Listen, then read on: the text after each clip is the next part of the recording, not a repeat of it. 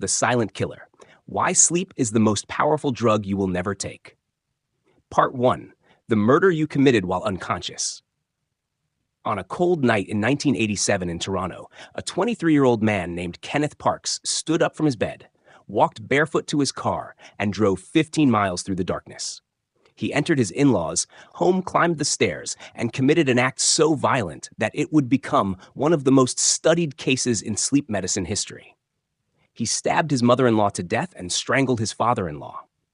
Then he drove to the nearest police station covered in blood and uttered words that would haunt neurologists for decades. "I think I killed someone." Here is what makes this story terrifying. Kenneth Parks was asleep the entire time. His conscious mind was completely offline while his body operated on autopilot, executing complex behaviors with no memory and no control.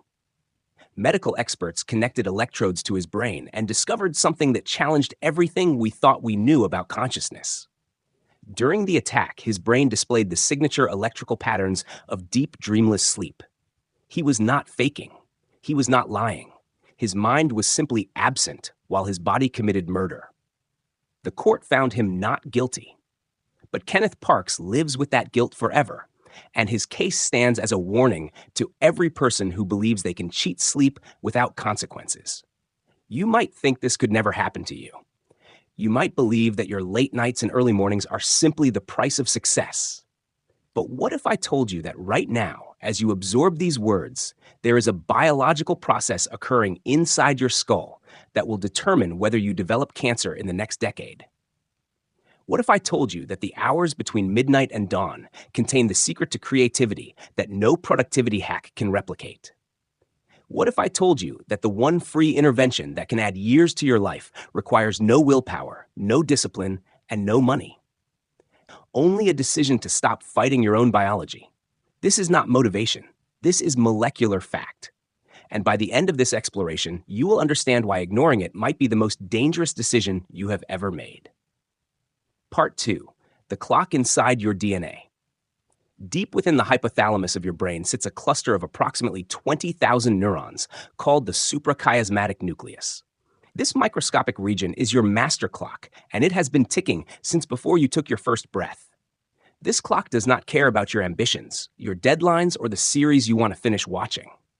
It answers to one authority and one authority only: the sun. For millions of years, your ancestors lived and died by a simple rhythm. Light meant hunting, gathering, building, surviving. Darkness meant rest, recovery, consolidation.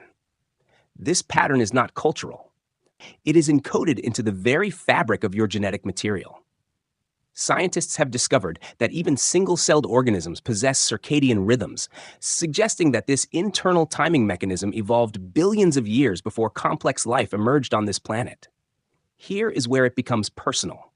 Your clock is not identical to anyone else's on Earth. Research has identified genetic variations that determine whether you are naturally inclined to wake with the dawn or come alive as the sun sets. Some people possess what researchers call a short-period circadian gene, which causes them to feel alert earlier in the morning and sleepy earlier at night. Others carry a longer-period gene, which shifts their entire rhythm later into the evening. This is not laziness or discipline. This is biology as fundamental as the color of your eyes. When you force yourself to operate against your genetic chronotype, you are swimming against a current that has been flowing for longer than humans have existed.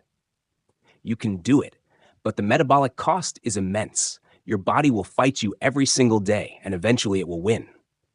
But your circadian rhythm is only half the equation.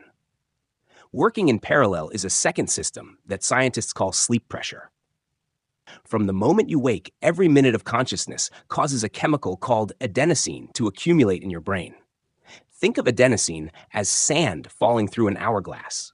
The longer you remain awake, the more it builds, and the heavier the pressure to sleep becomes. When you finally close your eyes, this adenosine is cleared from your system, and the hourglass flips to begin again. Caffeine works by blocking the adenosine receptors in your brain. It does not eliminate the adenosine.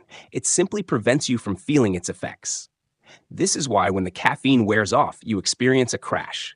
All that accumulated adenosine hits your receptors at once, creating a wave of exhaustion that cannot be ignored. You have not cheated the system.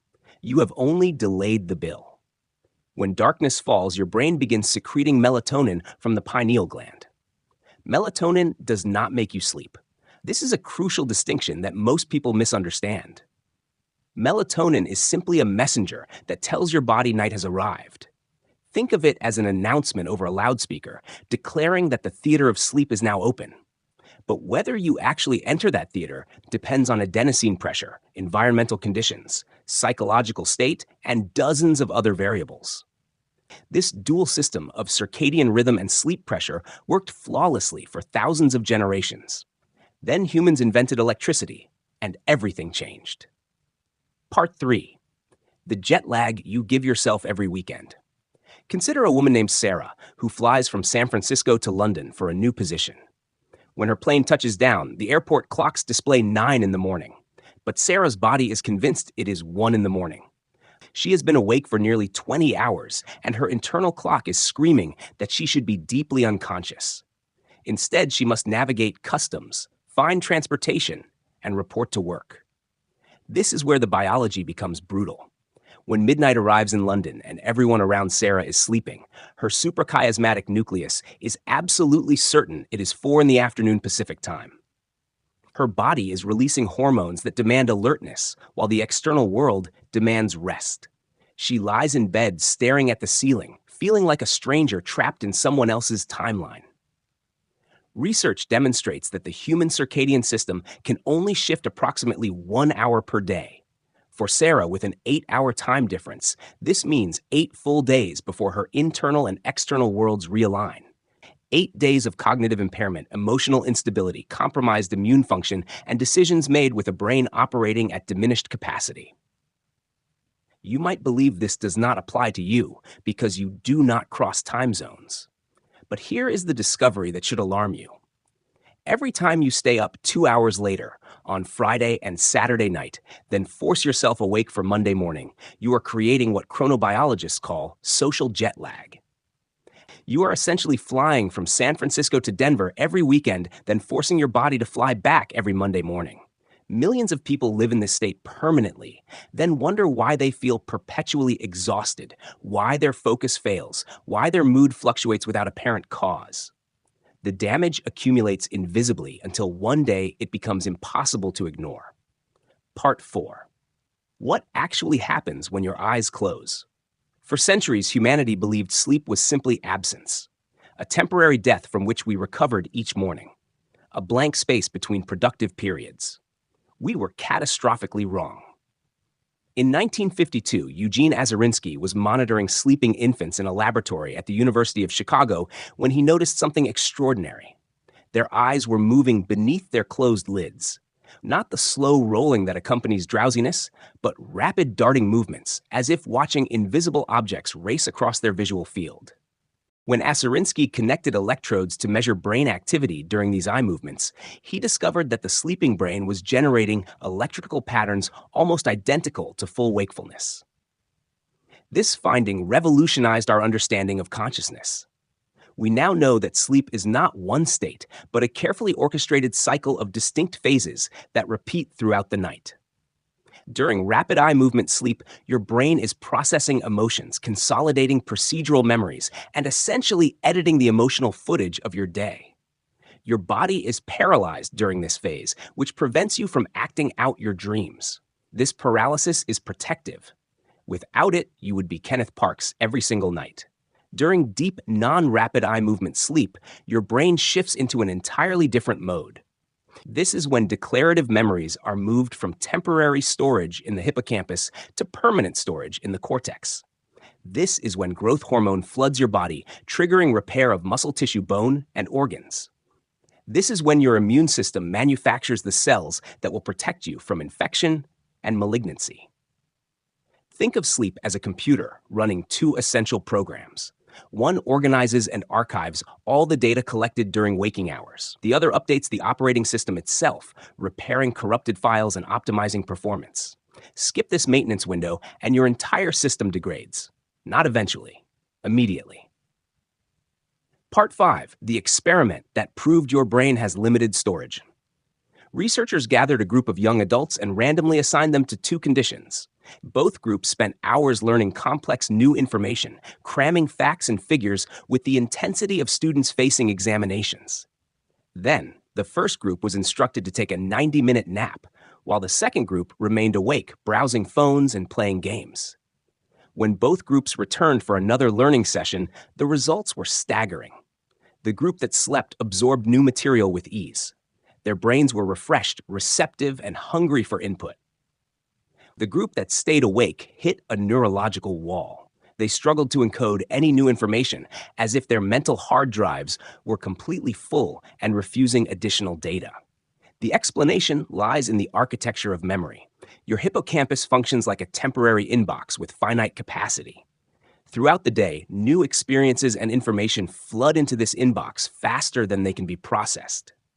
When you sleep, your brain transfers these memories from the hippocampus to the virtually unlimited storage capacity of the cortex. If you skip sleep, the inbox overflows. New information has nowhere to go. Learning becomes physiologically impossible, regardless of motivation or effort. Every student who pulls an all-night study session is actively sabotaging their own performance. Every professional who sacrifices sleep to meet deadlines is erasing the very creativity and insight they need to succeed. The irony is complete. We destroy sleep to accomplish more, and in doing so, we destroy our capacity to accomplish anything at all. Part 6. How 1 week of poor sleep creates diabetes. Researchers recruited a group of perfectly healthy adults. These participants were screened extensively. Their blood work was flawless. Their glucose metabolism was optimal. They showed no markers for any metabolic disease. Scientists asked these healthy people to do one simple thing: sleep only 4 hours per night for 7 consecutive days. By the end of the week, these same participants returned to the laboratory for follow-up testing. The results were disturbing enough to reshape clinical understanding of metabolic disease. After just 1 week of sleep restriction, these previously healthy adults showed blood sugar regulation so impaired that they had effectively become 40% more likely to develop type 2 diabetes. They walked into the laboratory healthy. They walked out pre-diabetic. The mechanism is elegant and terrifying. When you deprive yourself of sleep, your body increases production of ghrelin, the hormone that triggers hunger. Simultaneously, it decreases production of leptin, the hormone that signals satiety. This hormonal shift explains why you find yourself standing in front of the refrigerator at midnight, craving sugar and carbohydrates. Your body is not actually hungry. It is exhausted and confused, desperately searching for energy because you have denied it the recovery time it requires. But the appetite disruption is only the beginning. Sleep deprivation also reduces your cells' sensitivity to insulin, creating the exact metabolic profile that precedes diabetes. You eat more, you crave the wrong foods, and your body loses the ability to process what you consume. The combination is catastrophic. Part 7. The cancer connection. Your doctor might not mention.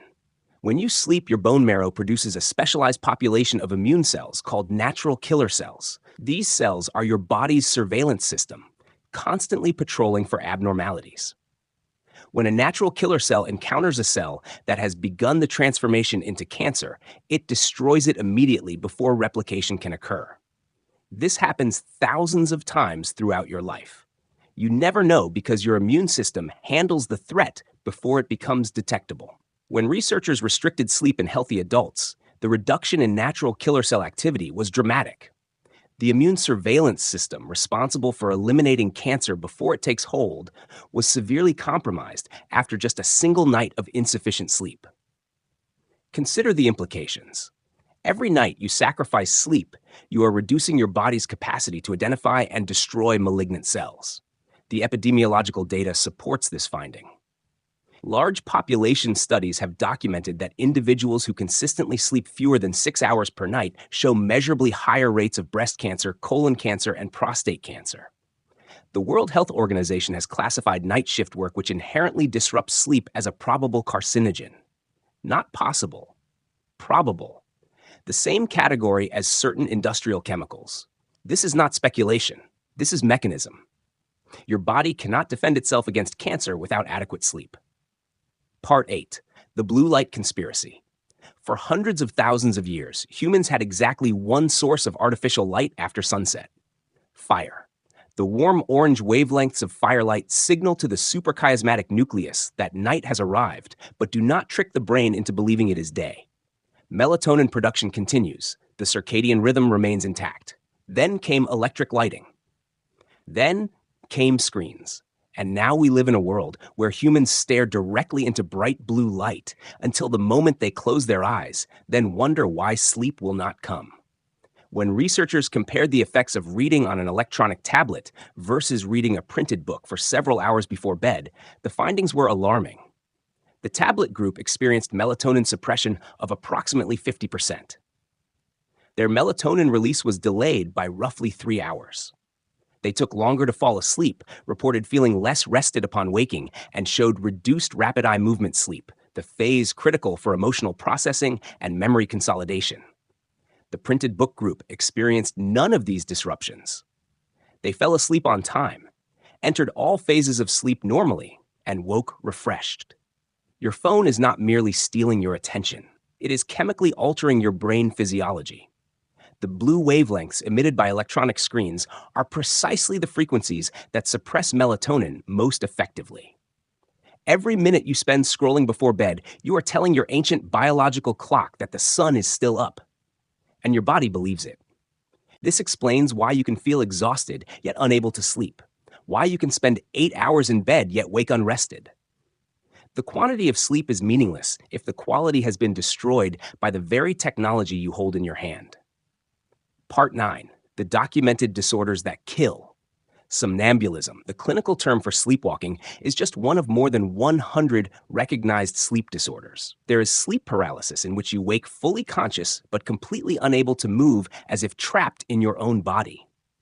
There are hypnagogic hallucinations, vivid sensory experiences that occur at the boundary between waking and sleep, indistinguishable from reality. There is fatal familial insomnia, a genetic condition in which the brain progressively loses the ability to sleep at all, leading inevitably to death. These disorders exist on a spectrum. At one end are mild disturbances that cause daytime fatigue and difficulty concentrating. At the other end is Kenneth Parks standing over his mother-in-law with no conscious awareness of his actions. The continuum from inconvenience to catastrophe is shorter than anyone wants to believe. What connects nearly all sleep disorders is a common root cause. Chronic insufficient sleep degrades the regulatory systems that maintain healthy sleep architecture. The brain loses its ability to transition smoothly between phases. The boundaries between sleeping and waking become porous. The system that should protect you begins to malfunction. Most people who develop sleep disorders did not start with obvious pathology. They started exactly where you might be now, telling themselves they would catch up on sleep later, believing that willpower could overcome biology, ignoring the warning signals their bodies were desperately sending. Part 10. The myth of the 4-hour sleeper. For decades, a particular type of successful person bragged about sleeping 4 hours per night. They claimed to have trained themselves to need less rest, as if discipline and ambition could rewrite genetic code. They were either lying or destroying themselves. There is a rare genetic mutation that allows genuine short sleep without impairment. It occurs in approximately 1% of the population. If you are reading this, the statistical likelihood that you possess this mutation is essentially zero.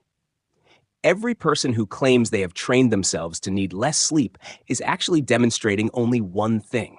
They have trained themselves to ignore the warning signs of impairment.